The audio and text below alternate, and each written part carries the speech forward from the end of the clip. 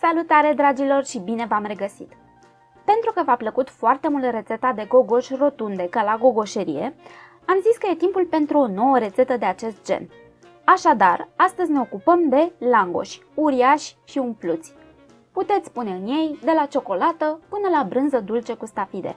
Și vă garantez că urmând această rețetă, or să vă iasă chiar mai buni și mai pufoși decât cei cumpărați. Să vedem lista de ingrediente.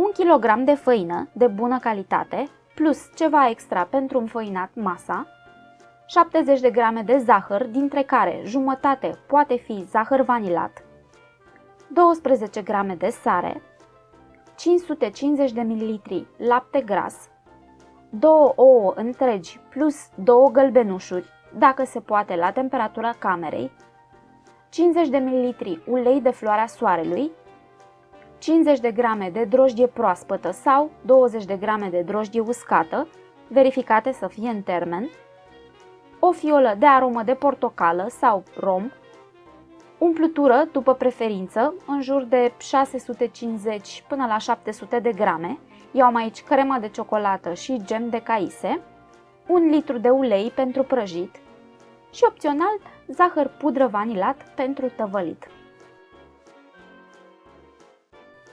Așa cum v-am spus în multe alte rânduri, pentru aluaturile dospite, calitatea făinii este foarte importantă. Puteți folosi făină tip 3 nule, 480 sau 650, dar să fie una pe care ați mai utilizat-o și în care aveți încredere. Se poate cerne făina, dar nu este un pas obligatoriu. Contrar credinței populare, cernutul nu face aluatul mai pufos, pentru că oricât aer am încorpora acum, îl vom scoate înapoi la frământat cu vârf și îndesat. Acest pas ne ajută totuși să vedem dacă făina nu a dezvoltat gărgărițe, spre exemplu, ceea ce se întâmplă destul de frecvent, în special dacă am ținut produsul într-un loc cald. Sarea nu se pune un praf, ci cam 0,9 până la maxim 1% din cantitatea totală de aluat. Ea ajută glutenul să lege o rețea puternică. Dacă aveți însă un cântar cu o eroare de 5 grame, asta înseamnă automat gogoși sărate. Ca să iau în calcul și această ipoteză, de data aceasta am micșorat doza necesară la 12 grame. Adăugăm și zahărul și omogenizăm bine totul. Următoarea etapă este să dizolvăm drojdia în lapte. Laptele trebuie să fie călduț, în niciun caz fierbinte, pentru că atunci vom opări celulele vii de drojdie și aluatul nu va mai crește. Drojdia expirată și drojdia opărită sunt cele mai frecvente cauze pentru care aluaturile dospite nu cresc. Procedăm identic chiar dacă lucrăm cu drojdie uscată. În recipientul în care avem cele 2 ouă și 2 gălbenușuri, adăugăm uleiul și esența, dacă o folosiți. Amestecăm. Turnăm în bolul cu făină laptele și amestecul de ouă și cu o lingură de lemn adunăm făina până când aluatul începe să prindă formă.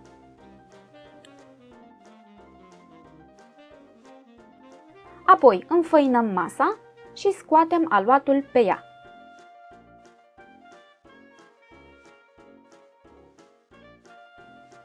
Frământăm. Ne dorim un aluat molcuț, dar nelipicios, și îl ajustăm după cum este nevoie. Dacă se lipește de mână, adăugăm făină, dacă este prea tare, mai adăugăm puțin lapte călduț. În principiu, eu am calculat ingredientele astfel încât să mai adăugați făină, pentru că, în general, este mai ușor să adaugi făină decât lichid în coca deja formată. Este necesar să frământăm aproximativ 10 minute, ca să legăm bine glutenul din făină, pentru că așa gogoșile vor fi pufoase. Dacă aveți robot de bucătărie, faceți aluatul în el fără ezitare. Frământatul la robot este mult mai eficient decât cel manual. Ungem castronul cu un strop de ulei. Punem aluatul în el, acoperim cu folie de plastic, nu cu prosop, și îl lăsăm să dospească până își triplează volumul. Timpul necesar dospirii poate varia în funcție de cât de cald aveți în bucătărie. La mine a durat cam o oră. După dospire, scoatem aluatul pe masă și îl împărțim în 16 bucăți. Dacă doriți să faceți langoși puțin mai mici, puteți împărți și în 18, chiar și în 20. Eu însă îi prefer mai mari. Dăm rapid fiecarei bucăți de aluat o formă de bilă. Punem toate aceste bile de aluat formate pe o tavă și neapărat le acoperim bine cu folie de plastic. Este foarte important ca umplutura pe care o utilizăm să fie consistentă. Spre exemplu, crema aceasta de ciocolată este foarte densă și își păstrează forma pe care o dăm, nu curge. Gemurile folosite trebuie să fie la fel, scăzute, consistente, mai degrabă spre marmeladă. Dacă folosiți un gem de acest gen, care curge din linguriță, langoșii vor fi un dezastru, pentru că umplutura va ieși cu siguranță în timpul prăjirii, se va arde și se va lipi de aluat în punctulețe negre. Așadar, puteți folosi orice umplutură vreți, dar să fie consistentă. Luăm câte o bilă, o întindem într-o formă rotundă, cu diametrul de 15 până la 17 cm. Punem o cantitate moderată de umplutură, aproximativ 40 de grame, dar nu chiar pe mijloc, ci o idee mai jos. Ca să lipim langoșii, vom folosi apă simplă, nimic altceva.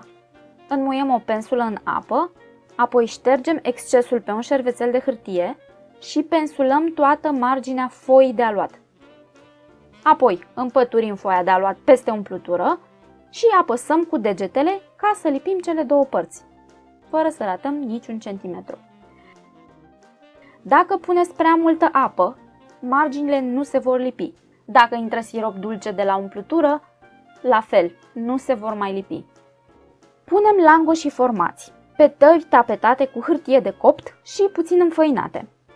Le lăsăm să dospească, complet descoperite, ca suprafața lor să se usuce și să nu absoarbă mult ulei. Continuăm cu formarea langoșilor. De data aceasta am să fac unul și cu gem de caise.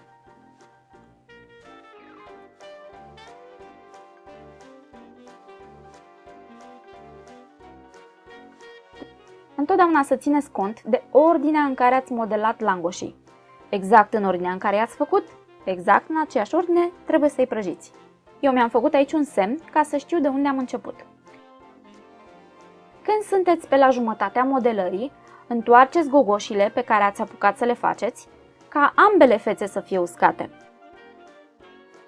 Modelarea tuturor gogoșilor durează cam 40 de minute și în acest timp primii langoși făcuți sunt gata dospiți. Așadar, cum am terminat, punem la încălzit uleiul într-un vas adânc. Trebuie să utilizați suficient ulei ca gogoșile să plutească în el. Dacă ating fundul vasului în timpul prăjirii, se vor arde. Absolut cel mai important aspect al acestei rețete este temperatura uleiului, care trebuie să fie doar puțin încins, mai exact 170 de grade pentru cine are termometru. Uleiul trebuie de-abia să sfârâie când puneți langoșii în el. Prăjiți câte 2 bucăți, maxim 3 și neapărat în ordinea în care au fost făcuți. E foarte important să prăjim gogoșile la foc mic 3 minute pe fiecare parte, adică 6 minute în total, și vă sfătuiesc să puneți cronometrul de pe telefon și să nu estimați din burtă, altfel langoșii pot rămâne cruzi la mijloc. Gogoșile se întorc o singură dată când prima față s-a terminat de prăjit. După prăjire, îi scoatem pe șervete de hârtie ca să scăpăm de excesul de grăsime.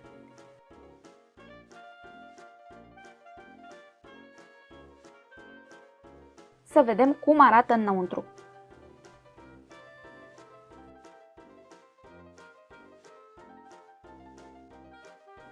Sunt perfect copți, nu au cocă crudă, nu sunt îmbibați cu ulei de la prăjit pentru că suprafața lor a fost uscată înainte, iar de pufoși nu mai vorbim. Sper că v-a plăcut videoclipul de astăzi, dragilor, și dacă nu v-ați abonat deja, luați în considerare să o faceți pentru că mai am multe rețete delicioase pentru voi. Pupici mulți! Numai bine!